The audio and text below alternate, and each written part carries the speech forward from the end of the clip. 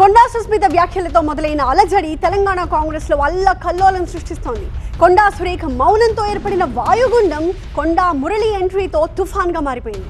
తెలంగాణ కాంగ్రెస్ లో కల్లోలం రేపుతున్న ఈ తుఫాన్ ఎక్కడ తీరం దాటుతుందో, ఎప్పుడు దాటుతుందో, ఎంతటి ప్రభావం చూపిస్తుందో అర్థం కాని పరిస్థితి.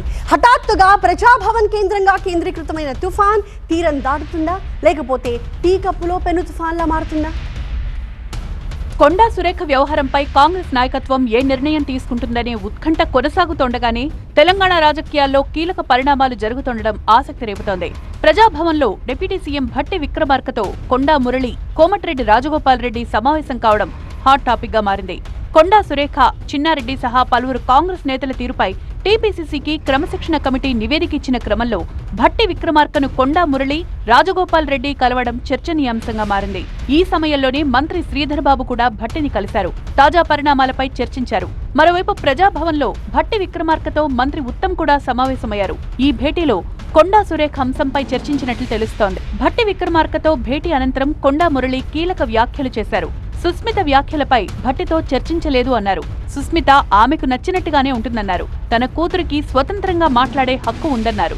మేము ఒకటే మాట చెప్తున్నాం, నీ ఇంటి దాటి మీకుంటుందా, నా ఇంటి దాటి 38 సంవత్సరాలుగా ప్రశ్నించే హక్కు మాకు లేదు. కవిత గారు ఈరోజు బయటికి వచ్చిండ్రు, ఆయన ఎవరు అడుగుతలేరు కదా, మాదేం బాధ్యత? బాధ్యత కాదు కానీ 2 సార్లు ఏం చెప్పారు. ఇప్పుడు భట్టి గారు ఏం చెప్పారు సార్? నేను బిల్లు కోసం వచ్చానా, ఈ ప్రస్తావన ఏమన్నా వచ్చిందా? రాలేదన్న, ఏ ప్రస్తావన రాలేదు. ఓ బిల్లుపై చర్చించేందుకు భట్టి దగ్గరకు వచ్చానని, భట్టితో క్రమశిక్షణ కమిటీ రిపోర్టుపై చర్చించలేదని కొండా మురళి కామెంట్ చేశారు. కొండా సుస్మితకు ప్లాన్ బి కూడా ఉంటే ఉండొచ్చనే సంకేతాలు కూడా ఇచ్చారు కొండా మురళి. ఏం దాన్ని డిస్కషన్ నేను చేయలేదు, దానికి నాకు సంబంధం లేదు. అది నా బిడ్డ ఇష్యూ. 35 సంవత్సరాలు ఉన్నాయి దానికి, ఇలా దాని బిడ్డకు 15 సంవత్సరాలు ఉన్నాయి, వాళ్ళ ఇష్యూ.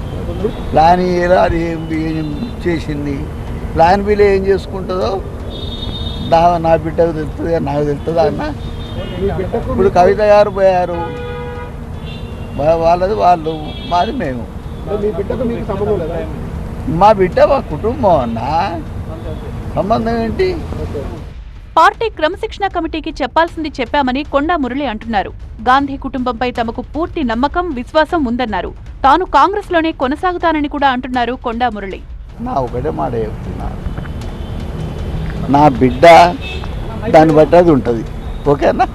కాంగ్రెస్ పార్టీలోనే ఉంటున్నారు కదా, కాంగ్రెస్ 100% ఉంటున్నారు. కొండా మురళికి కానీ కొండా సురేఖకు కానీ కల్ట్ ఒక ఫ్యాన్ ఫాలోయింగ్ ఉంటుంది. మీ అభిమానులు ఏమంటున్నారు ఈ ఇష్యూ అంత తర్వాత కూడా? దాన్ని అడిగినా నేను ఈయాడికి 5 రోజులే వరంగల్ కూడా పోలేదు. రేఖమ్మ అక్కడ ముస్లింల వాళ్ళది ఉంది కాబట్టి ఆడ ఉంది. నిన్న వనమహోత్సవానికి కూడా పోయింది. మేము కాంగ్రెస్ పార్టీని వీడేది లేదు. సోనియా గాంధీ మీద, రాహుల్ గాంధీ గారి మీద, ప్రియాంక గాంధీ మీద సంపూర్ణ విశ్వాసం ఉంది. మీరేం దీన్ని ఆతృతగా తీసుకోవాలి. ఇప్పటికే కొండా సురేఖ, చిన్నారెడ్డి సహా పలువురు కాంగ్రెస్ నేతల వ్యవహారంపై టీపీసీసీకి క్రమశిక్షణ కమిటీ నివేదిక ఇచ్చింది. ప్రధానంగా కొండా సురేఖ మాజీ ఓఎస్డీ సుమంత్ వ్యవహారాన్ని క్రమశిక్షణ కమిటీ ప్రస్తావించింది. తన ఓఎస్డీని మంత్రి నియంత్రించలేకపోయారని కమిటీ అభిప్రాయపడింది. గతంలో హెచ్చరించిన సురేఖలో మార్పు రాలేదు, బాధ్యతారాహిత్యంగా వ్యవహరించారంటూ రిపోర్ట్ ఇచ్చింది. మొత్తంగా 36 పేజీల ఎవిడెన్స్ ను కూడా సమర్పించింది. ఈ అంశంపై హైకమాండ్ నిర్ణయం తీసుకుంటుందన్నారు మల్లు రవి. ఈ క్రమంలో డిప్యూటీ సీఎం భట్టి విక్రమార్కతో కొండా మురళి భేటీ కావడం ఆసక్తిని రేపుతోంది. ఇక ప్రజాభవన్లో ఏం జరిగింది, కొండా మురళి ఎందుకొచ్చారు, పార్టీలో అసలేం జరుగుతుందనే అంశాలపై మాట్లాడేందుకు మంత్రి ఉత్తమ్ నిరాకరించారు.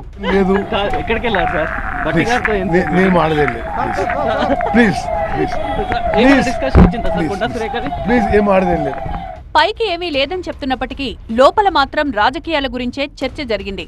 భట్టితో గంటకు పైగా కొండా మురళి భేటీ అయ్యారు. వివాదాస్పద పరిణామాలు ఎదురైన ప్రతిసారి భట్టిని ఆశ్రయిస్తోన్న కొండా ఫ్యామిలీ ఇప్పుడు కూడా భట్టి ద్వారా రాజీకి ప్రయత్నాలు చేస్తున్నారు. భట్టితో పాటు రాజగోపాల్ రెడ్డి, ఉత్తమ్ కుమార్ రెడ్డితోనూ కొండా మురళి భేటీ అయ్యారు. ప్రస్తుత పరిణామాల్లో తామేం చెయ్యాలి అన్న దానిపై వివరణ ఇచ్చే ప్రయత్నం చేశారు. సుస్మిత వ్యాఖ్యలకు పార్టీతో సంబంధం లేదని చెప్పే ప్రయత్నం చేశారు. ఖర్గేను కలిసిన అంశంపై కూడా భట్టికి వివరణ ఇచ్చారు కొండా మురళి. ఖర్గే దగ్గర జరిగిన పరిణామాలను భట్టికి ఉత్తమ్కి కొండా మురళి వివరించారు.